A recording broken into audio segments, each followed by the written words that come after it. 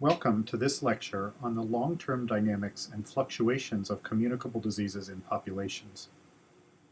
In the last several lectures, we have been interested in the short-term dynamics of infections. That is, what happens as a disease enters a largely susceptible population and begins to spread. In the lectures before that, on phase plane analysis, we focused at the other end, so to speak, considering what happens near equilibrium after a disease has become endemic in a population. We saw that several types of behavior were possible near equilibrium for a disease capable of spreading in a population. In this lecture, we will return to the long term and discuss the following questions. What happens in the long run in the simple SI and SIR models? How does the birth rate affect the behavior of these models? How does vaccination affect the behavior of these models? What can keep the oscillations in prevalence and incidence going over long periods of time to reproduce the patterns we see in real data for many communicable diseases? If you remember back a couple of lectures to our discussion of the phase plane diagrams and the equilibrium behavior of the SI model, we found that there were two possible behaviors of the model over time. If we start from the bottom right of the phase plane diagram, with most of the population susceptible and one infectious individual, and we have a disease with a basic reproductive number greater than 1, then the number of infected individuals will increase until it becomes limited by the number of susceptibles. At this stage, the number of susceptibles is decreasing as infections consume them. The number of infected individuals eventually reaches a peak and starts to decline as susceptibles are depleted further. At that point, eventually the number of susceptibles begins to increase as new infections become rare and births outpace them. One possibility is that this process, shown for an actual model here, will lead the population directly to an equilibrium, as shown here.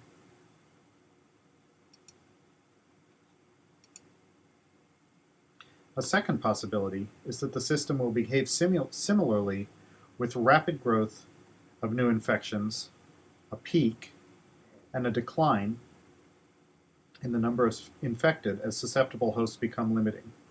But then oscillatory behavior will occur. Shown as a squiggle on the plot of infecteds against time, infecteds here in red, and shown as a spiral on the phase plane diagram of susceptibles against infecteds. These oscillations are declining in amplitude as the system settles inward toward the equilibrium value, eventually approaching it asymptotically. These are called damped oscillations. So the two possibilities in the SI model are direct approach to the equilibrium or damped oscillations. As we will see in a few minutes, an SIR model with recovery has the same two possible behaviors. At the risk of traumatizing you with a bit more equilibrium analysis, I will briefly mention that we can tell which of these behaviors the system will have as it approaches equilibrium: direct toward a stable node or oscillating toward a stable spiral. We can figure this out by studying its Jacobian matrix at that equilibrium. We made brief reference to that before. As before, we calculate the trace and determinant of the Jacobian matrix calculated at the equilibrium, which is shown here on the slide.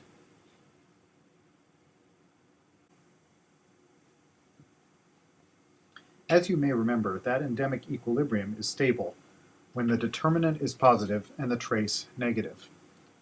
To tell whether it's a stable spiral or a stable node, that is, whether it oscillates or goes directly to the equilibrium, we have to ask whether the trace squared is less than or greater than 4 times the determinant, again evaluated at the equilibrium. When we do that, a little bit of algebra shown on the slide gives us a condition under which the system will oscillate. It will oscillate when R0 squared divided by R0 minus 1 is less than 4 times the ratio of the lifespan of hosts to the duration of infectiousness.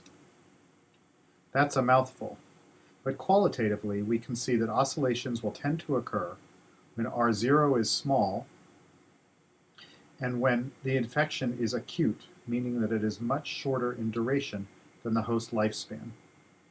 Under these conditions, the inequality is likely to be satisfied and oscillations are expected.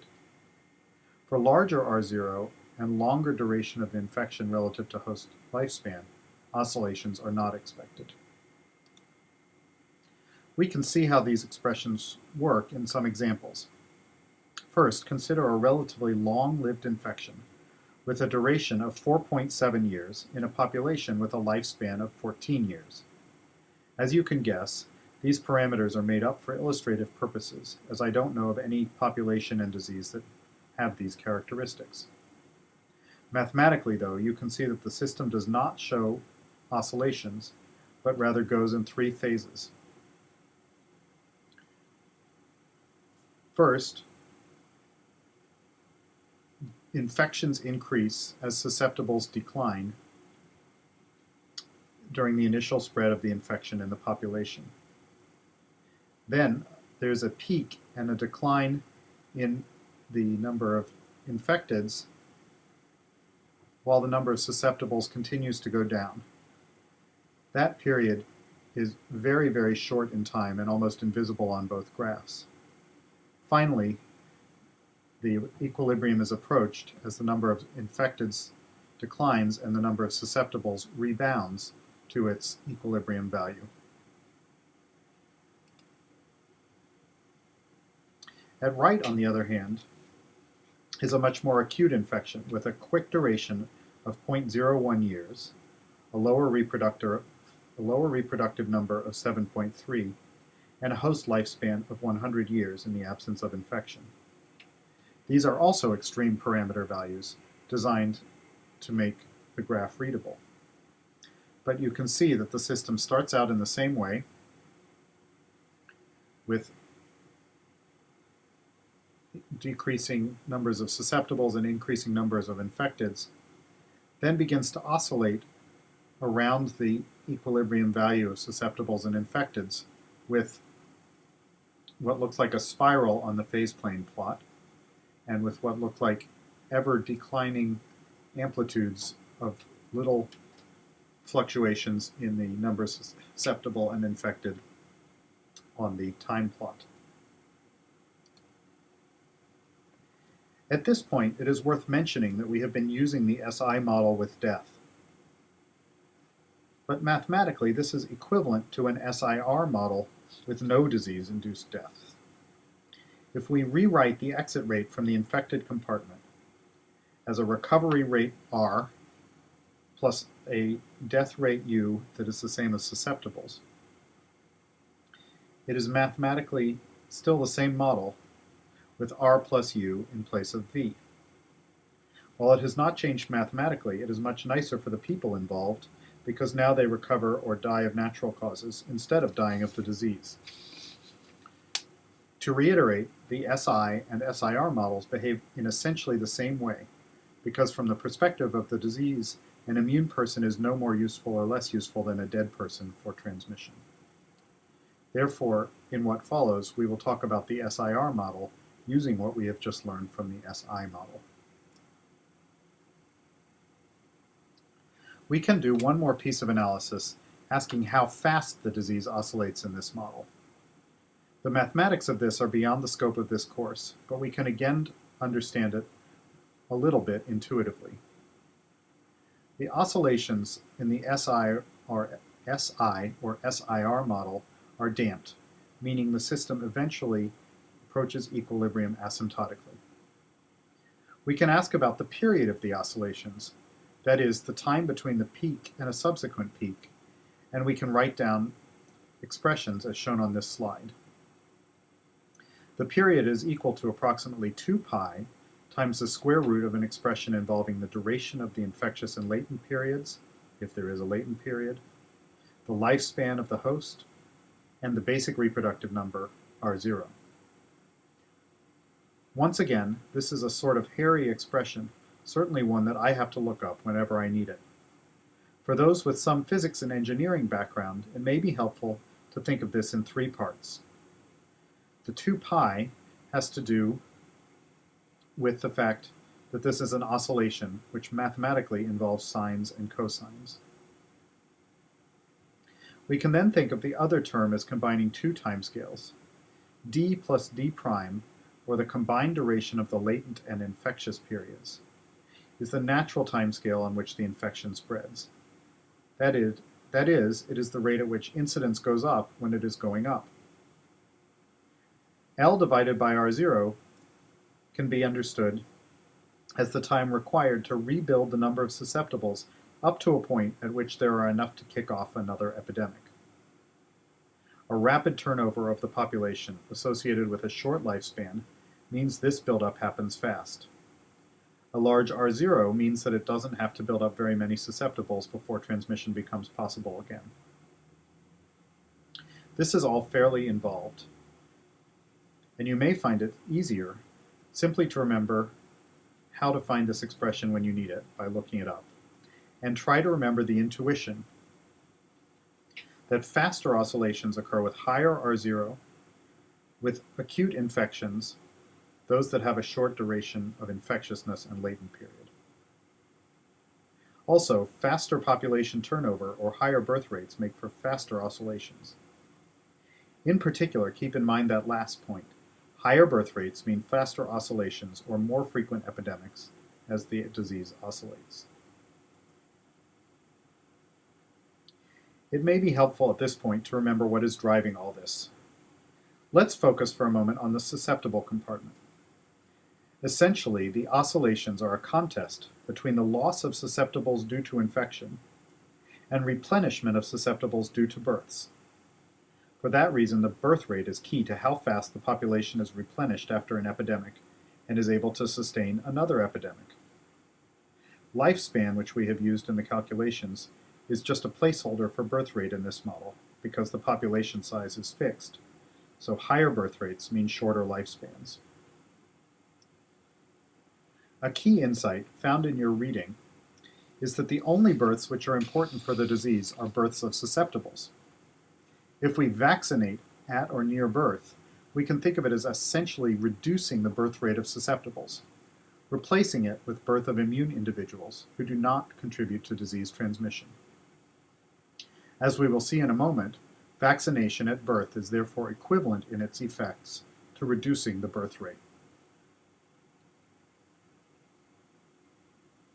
So far, we have learned that the SI and SIR models over the long term predict that a disease capable of causing an epidemic in a population will settle down to an endemic equilibrium if nothing changes, either directly or by way of damped oscillations.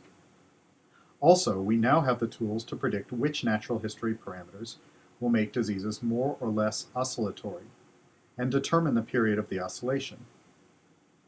All of this is very helpful at improving our understanding of the factors affecting disease dynamics over the long term in a population. However, there is one important problem. As you see on this slide, from the enormous data set made digitally available by Project TICO at the University of Pittsburgh, real diseases do not approach a steady state or constant incidence in populations.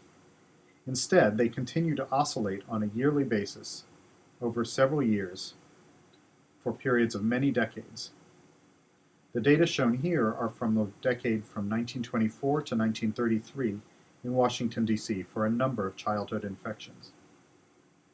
If we are going to use our models to tell us how interventions might work, for example, we had better find out why they are not predicting such sustained oscillations and do something to make their behavior realistic, if we are to hope that what they tell us about interventions will also be realistic. Modelers have identified 3 ways to modify our models to get persistent oscillations. One is to add age structure to the model. and to make the assumption of assortative mixing, that is, the assumption that people mostly transmit to other members of their own age class. Those assumptions are realistic, as we will see in future lectures. However, most modelers have concluded that this mechanism alone is not responsible for the sustained oscillations we see, and that more important is the phenomenon of seasonal forcing. Seasonal forcing is a periodic variation in the intensity of transmission over the course of the year. This may occur, for example, because children transmit intensely to each other during school terms, or because certain weather conditions are more favorable for the transmission and survival of certain pathogens. Finally, stochastic models show sustained oscillations under some conditions, even when deterministic models don't. Stochastic models allow for the possibility that a disease goes locally extinct in a population, allowing susceptibles to build up to high levels before the disease is introduced again. Under certain conditions, this will allow large epidemics, rather than damped oscillations. Although all three mechanisms probably play some role, we will focus on the second, the phenomenon of seasonal forcing. In your reading of the science paper by David Earn and colleagues, you saw an SEIR model with seasonal forcing during school terms applied to measles data from several locations in the United States and United Kingdom. In that paper, they showed that as birth rates declined and vaccination rates increased, the pattern of seasonal epidemics of measles changed. The overall size of epidemics declined, as there were fewer susceptible persons to infect, and the frequency of large epidemics declined from every year or two in the 1950s and 60s to every 2 to 4 years by the 1970s and 80s.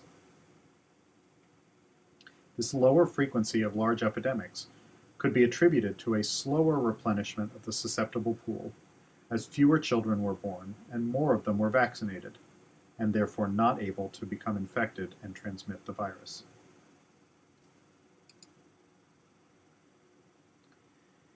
It's worth noting that waning immunity, in which some members of the immune or R class go back to the susceptible class after some time, can act like births, replenishing the number of susceptibles and improving the ability of the virus to spread.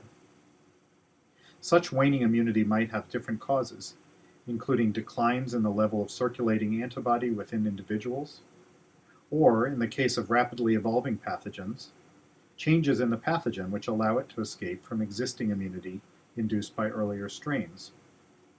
An example of this kind of evolutionary waning is influenza A, which evolves each year and from time to time changes enough so that existing immunity becomes inadequate to prevent infection.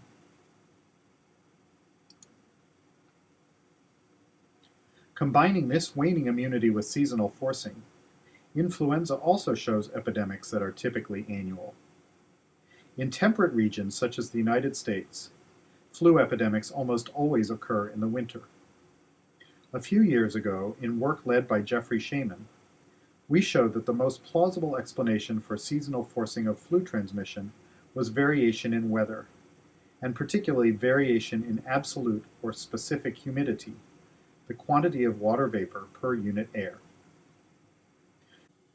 Building on laboratory experiments that had been done by others, with data shown on the left-hand graphs, we fit a functional form relating specific humidity on the x-axis to transmissibility on the y-axis, in which dry conditions were much more likely to allow transmission. Using data on humidity at the state level in several parts of the United States, shown at top right, we used our fitted functional form to estimate the value of the basic reproductive number of influenza in different months, with higher values in the drier winter months, as shown at the bottom right. Using this model, we were able to reproduce the typical pattern of influenza, as measured by excess pneumonia and influenza deaths, in nearly every state in the country. Two such states are shown here, Florida and Illinois. Despite quite different patterns of humidity in those and other states, a single model was able to fit nearly everywhere with the same parameters. Such models are now being used in real time to forecast flu, and those forecasts are being posted on the website shown on the slide.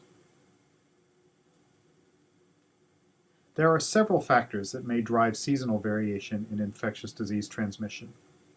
We saw in the case of measles that the opening and closing of schools provides a step change in the extent of contact between infected and susceptible people, which leads to increased transmission opportunities during school terms.